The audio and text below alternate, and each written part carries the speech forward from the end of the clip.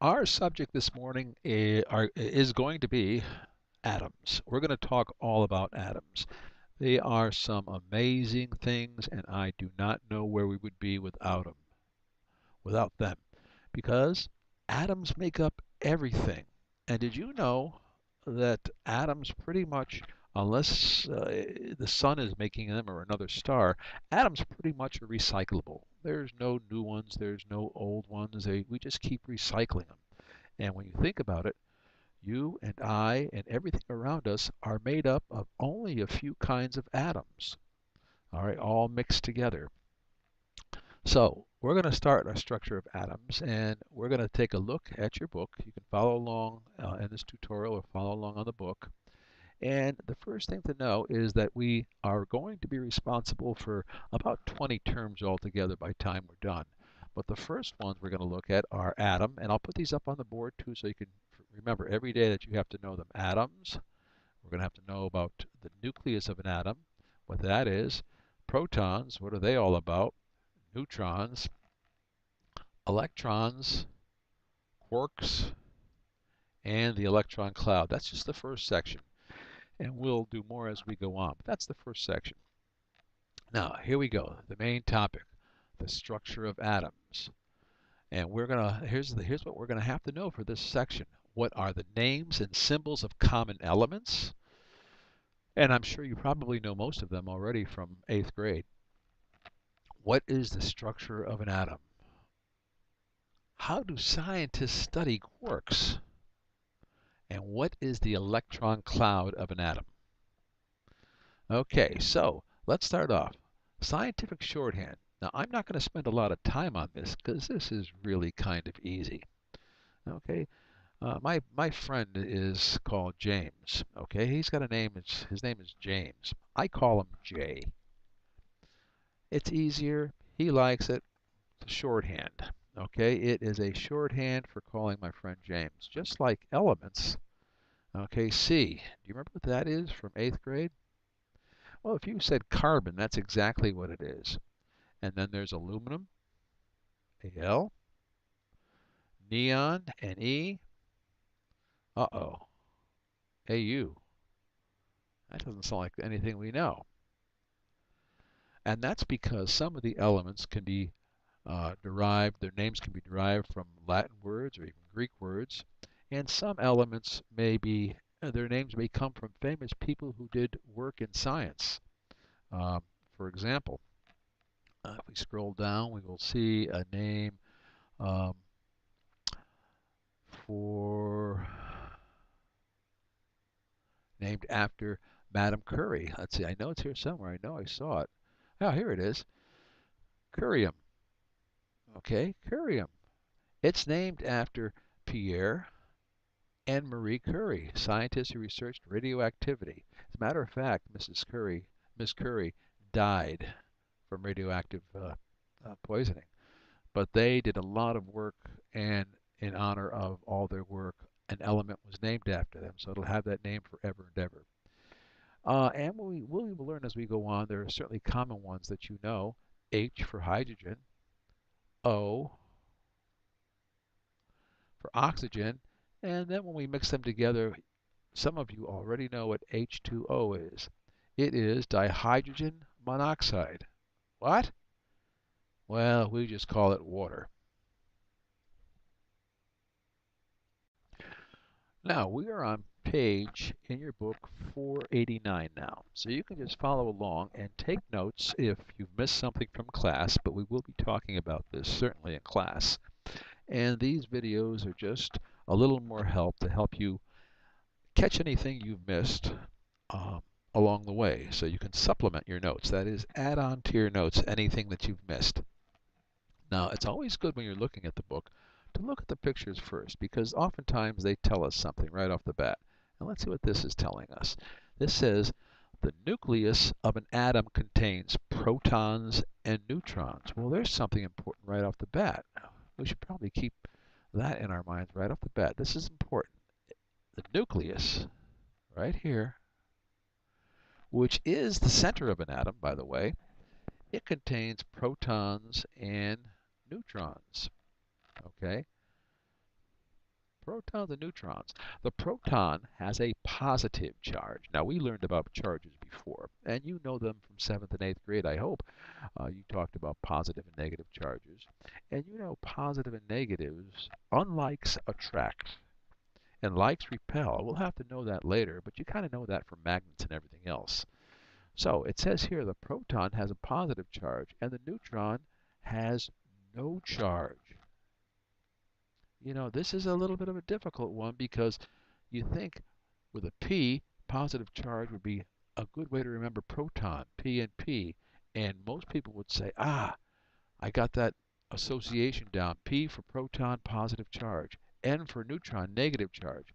But nope, the neutron has no charge. Make sure that's in your notes. Big and bright. Neutron, no charge.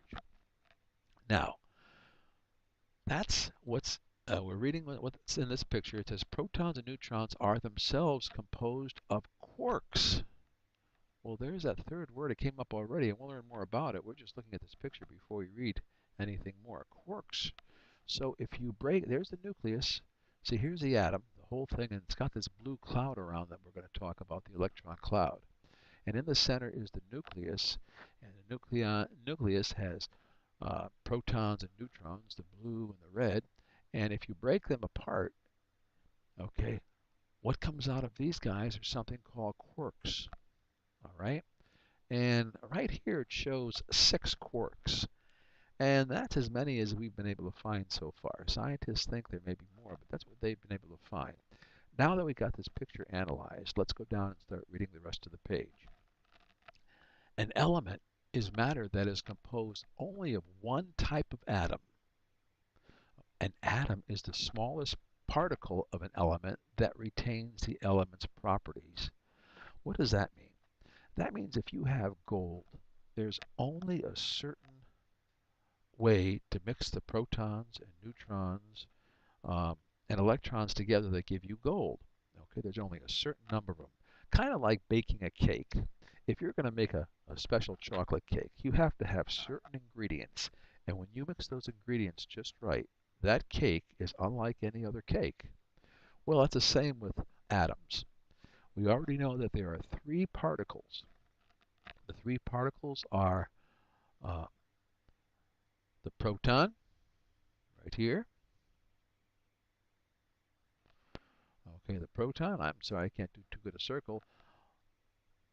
The neutron, and in this guy over here, there are a bunch of little guys, smaller and smaller than the proton and neutron, flying around. Those are the electrons, and they kind of live in this cloud outside the nucleus.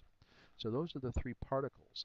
And depending upon how many there are and how we mix them, we have certain kind of elements. But it's most important to know that atoms are the smallest part of that particular element. So, for example, if I have, and I'm going to pop right over and pick one right out of my periodic table, which we'll get to later on, I'm going to pick carbon.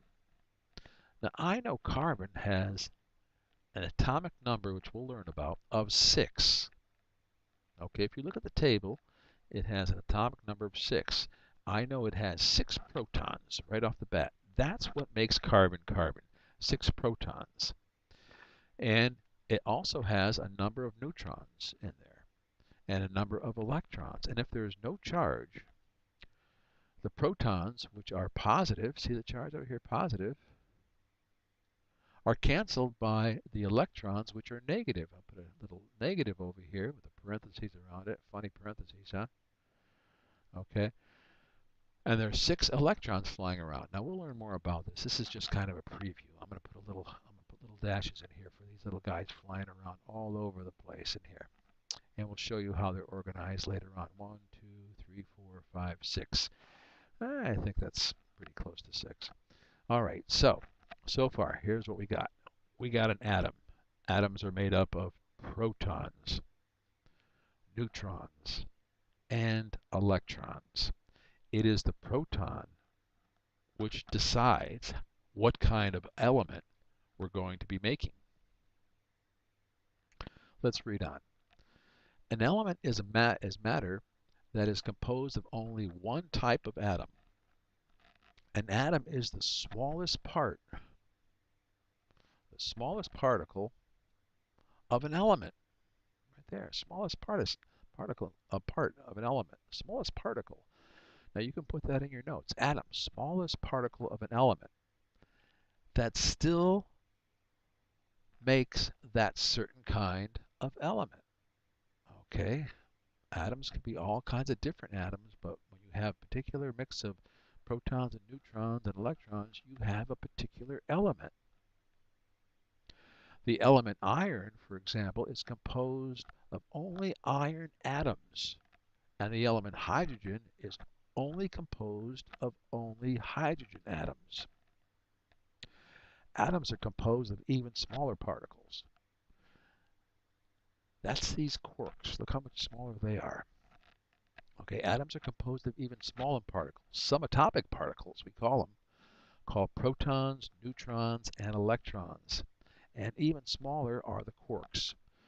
The small positively charged center of the atom is called the nucleus. Okay, because that's where all these red guys live, in the nucleus. And all these red guys have a, I'm going to put a plus on there if I can do it, plus charges. Okay, now because the neutrons have no charge, this center of the atom is all pluses. This center of the atom is all a bunch of pluses. Okay, and that's what it says. Okay, the smallest positively charged center of an atom is called the nucleus. That's the center, nucleus. The nucleus contains protons and neutrons. Protons are particles in the nucleus with a charge of a positive 1. Each proton has one positive charge, is what that's saying. The number of protons in the nucleus is unique for that element. Neutrons are electrically neutral particles in the nucleus. They don't have a charge at all. They do not have any charge, just protons. So we're going to, you kind of wonder, why are they there then?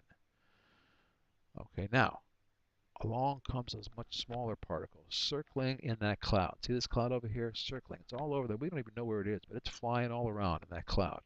And those are the electrons. We don't know quite where they are, so they're kind of like in a cloud.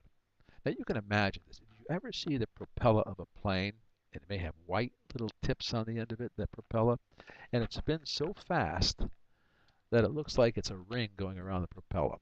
In our classroom, I have a fan. And we can see the same thing. I have a dot on the fan. And when it spins around, all you can see is a ring of dot, a ring that is the dot. Now, let's go on. Neutrons are electrically neutral particles of the nucleus. That's what we said. Make sure it's in your notes. They do not have a charge. Electrons are particles with a negative charge. Each one has a -1 charge. They occupy the space surrounding the nucleus of an atom. Now, even smaller parts are called quarks. You can break apart a proton and a neutron and you get quarks. Now, remember, the atom is the smallest part of an element. That does not mean that there aren't smaller particles. The proton itself is smaller, and so is the neutron, and so is the electron. And when you break apart the protons, you get quarks. That's one of the terms you're going to have to remember, so put it in your notes.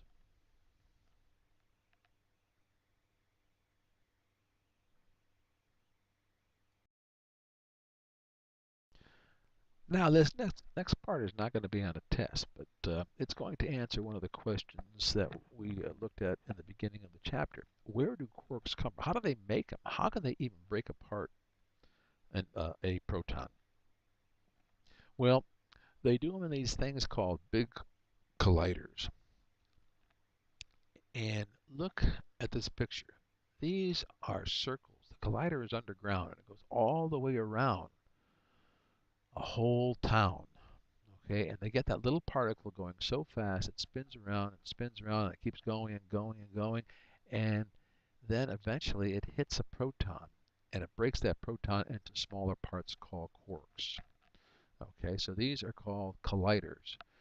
Okay, and there's it talks about a couple of them here. This is the Large Hadron Collider right here, uh, and we have one in this country too. They are really, really cool things to see the inside of. I don't know if we have a picture here. Let's see if we see any pictures of inside of one. I don't think they do, but you can look it up on the internet, and it'll tell you all about them. Now, scientists believe there's a sixth quark. They've definitely found five, and they think there's a sixth. That's why I said in that picture just before that there were six quarks, because they're pretty sure that there's one there. So we now know that quarks come from broken apart protons and neutrons. Now, can you break apart a quark? Nobody knows. Nobody knows. I'm sure all of us know what a model is. We've made models before. Airplane models, train models, miniature miniature this or miniature that. We've all made models in the past. And models help us to try and picture something. Uh, Models for scientists, scientists have created models for atoms as well. Um,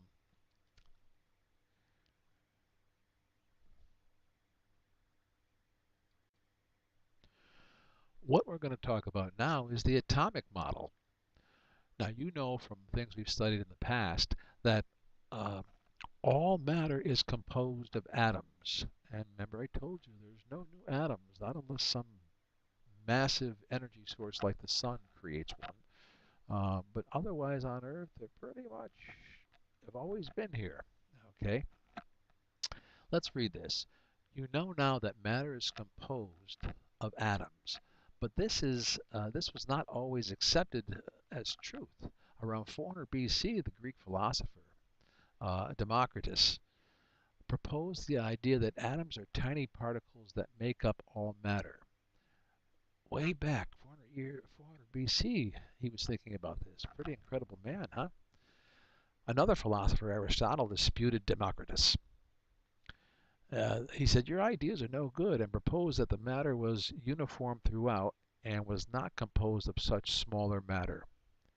Aristotle's incorrect idea was accepted for about 2,000 years, and then in the 1800s, English scientist, this guy John Dalton, was able to present evidence to suggest that atoms did exist. Now, I'm not going to hold you to any of this. I just want you to know that you've seen it before, and we've talked about this man named Dalton and what he did. And here's what he did. Dalton said matter is composed of extremely small particles, and he did this way back in the 1800s. He said matter is composed of extremely small particles. Atoms are indivisible and indestructible. Atoms have a given element. Atoms of a given element are identical in size, mass, and chemical properties. Atoms of a specific element are different from those of other elements. And different atoms combine in simple whole number ratios to form compounds. So he did a lot. Now, you don't have to put this in your notes. I just want you to see it. I do want you to know just one thing, and that you probably already know it. He said it, and we know it, that matter is composed of extremely small atoms. And atoms are indivisible and normally indestructible. Okay, now we know that collider can break them up, but normally they're indestructible. That means we recycle them. Okay, so if a tree matures, it's full of atoms, then the tree dies, and the atoms go into the ground, and it nourishes the ground, and up comes a berry tree, and the berry tree has the atoms that were once in the ground, and a bird comes along and eats the berries, and see, it goes on and on and on. So kind of interesting.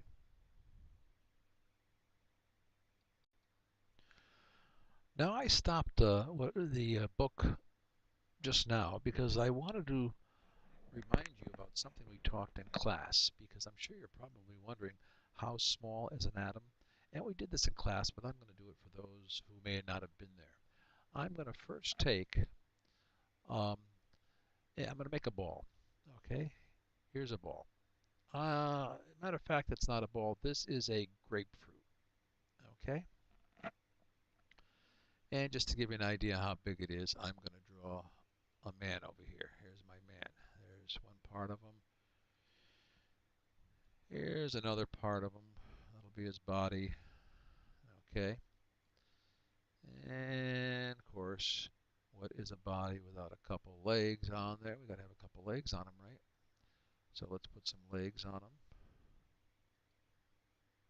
Okay, so we got an idea of how big this grapefruit is. It's not very big, right? Of course, we got to put some feet on him. So we got an idea that this is a grapefruit. Okay, now that we got an idea of how big he is compared to our guy standing over here, I can take our guy out. So he is really, this grapefruit is really small. Now in this grapefruit, and we'll put over here that this is a grapefruit.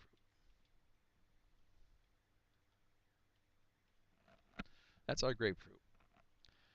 And in our grapefruit, it's a little small, so I'm going to make our grapefruit, I'm going to magnify the grapefruit just so we can see it a little better. Okay? Make it just a little bit bigger. There's our grapefruit. Now, inside our grapefruit are atoms that make up this grapefruit. Okay? And they're really, really small. To get an idea how small they are, here's what I'm going to do. I'm going to take and blow this grapefruit up right over here. Let me blow them up to the size of the earth. And just so we know that this is now our grapefruit, the size of the earth,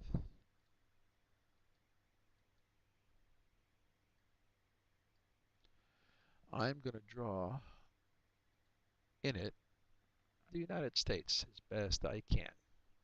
Not too good an artist, so you're going to have to bear with me. Here's Canada. Okay, there's kind of Maine, and coming down here is Florida, and coming over to Florida, we come down here, and this is South America going down, and coming back up here is Mexico and those places, and we kind of go up. So this is our Earth, okay? Okay, and there's the Arctic up here. Now, remember, that used to be our grapefruit. And now what I'm going to do is take, and I'm going to, you know the size of a blueberry, right? A blueberry in real life is about, oh, maybe that size, okay? I'll color it in because it is a blueberry. That's our blueberry. Now, compared to the Earth, I'm going to have to shrink this blueberry down. Well, matter of fact, that blueberry, you wouldn't even see it. And I'm going to have to take that little blueberry and I'm going to have to fill up the whole earth with blueberries. Remember, this used to be our grapefruit. We blew our grapefruit up to the size of the earth. And in order to, and we said our little blueberry over here was going to be the size, let me draw that little blueberry again. Our little blueberry, okay, we'll make him blue so we know he's a blueberry.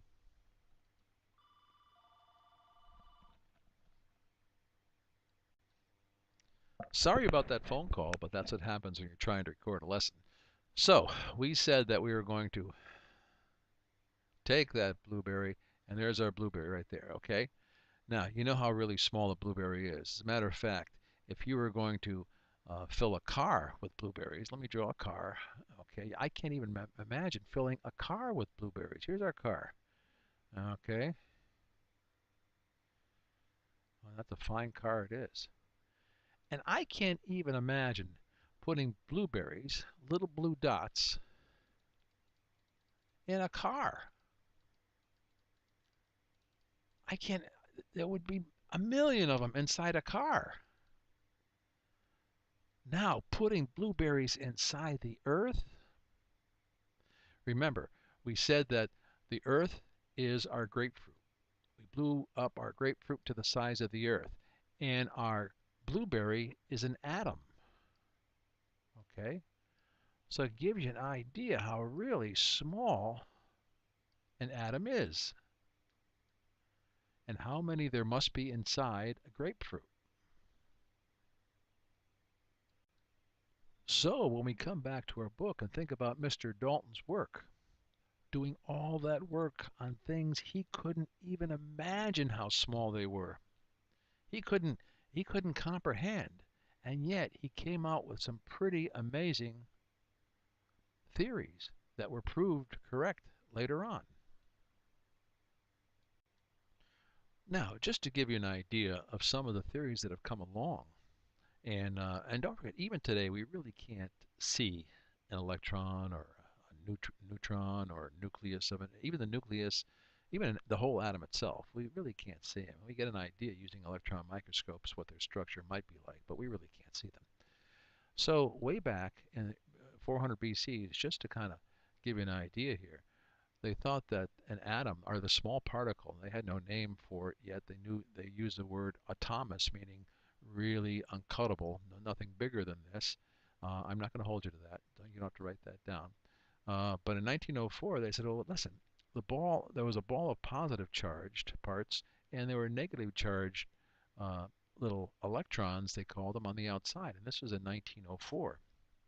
And then going on, what they said, as they started to develop their theories even more, they said, well, okay, these electrons kind of spin around in a pattern, almost like an orbit, except a whole bunch of different orbits spinning around inside the uh, the atom, and the right at the center is the positively charged nucleus. So Rutherford said that these are the negative charges, but they're spinning around on the outside all different ways.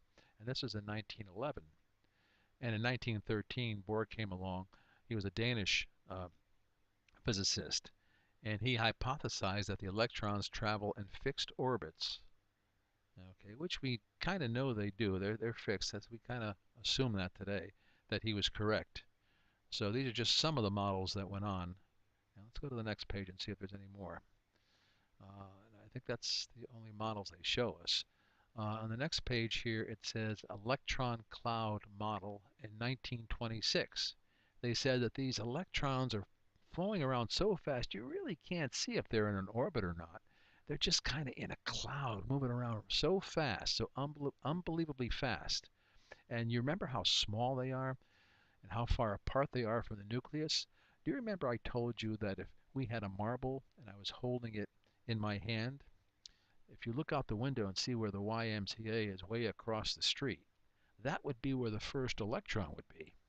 So the nucleus would be the size of a marble, and an electron the size of a pinhead, the very pointy part of the pin, circling so fast way on the outside that all you'd see is a haze all over the place.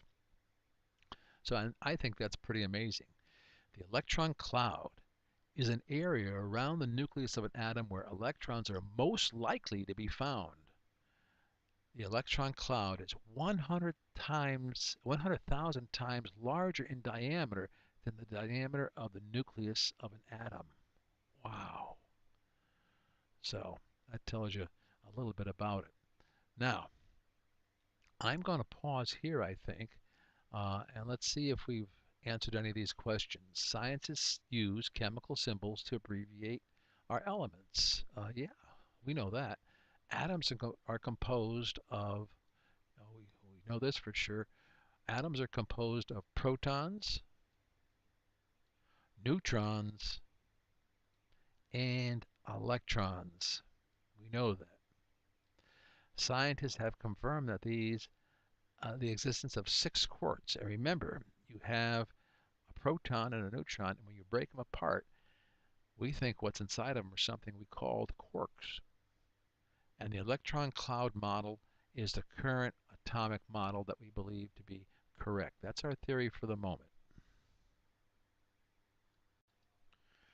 Now, what I would like you to do is I would like you to come over and go to Mr. Chaco's Atom Elements Compound PowerPoint. This is the PowerPoint I did for you. And after that, I want you to go ahead and answer the questions about about those slides. And when you're all done with these two, I want you to put those questions and answers on a piece of paper, write them out, and answer them as best you can, and then come on back and go back to Mr. C's tutorial and we'll do the next session. So far, what we've covered is this. We've talked about atoms, we've talked about protons, we've talked about neutrons, elements, okay, and what else? We've talked about electrons. Did I miss any? That's what we've talked on quarks. Oh yeah, don't want to forget our quarks. We've talked about those so far. Make sure they are in your notes. And by the way, we've already talked about them 5 or 6 times. So we'll be talking about them a lot more because they are going to be on the quiz.